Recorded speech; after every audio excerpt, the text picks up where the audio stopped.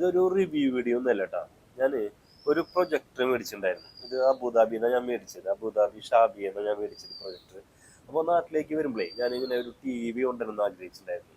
പിന്നെന്ന് വെച്ചിട്ടുണ്ടെങ്കിൽ ഈ വെയിറ്റ് കൊണ്ടുവരുന്ന ബുദ്ധിമുട്ടും കാര്യങ്ങളും ഒക്കെ നോക്കി ഇങ്ങനെ നിൽക്കുന്ന സമയത്താണ് നമ്മളൊരു സുഹൃത്ത് എൻ്റെ അടുത്ത് പറഞ്ഞത് ടി വി കൊണ്ടുപോകുന്നതിനേക്കാൾ നല്ലത് ഒരു പ്രൊജക്ടർ മേടിച്ചു കൊണ്ടുവന്നതാണ്. അപ്പോൾ അതൊരു പുതിയ നല്ലൊരു ആശയം എനിക്ക് തോന്നി.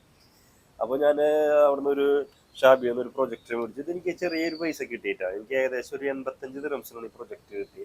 ഇപ്പം ആ റേറ്റിന് കിട്ടുമെന്ന് എനിക്കറിയില്ല. നമ്മളൊരു സുഹൃത്തിൻ്റെ ഷോപ്പിൽ നിന്നാണ് ഞാനിത് മേടിച്ചത്.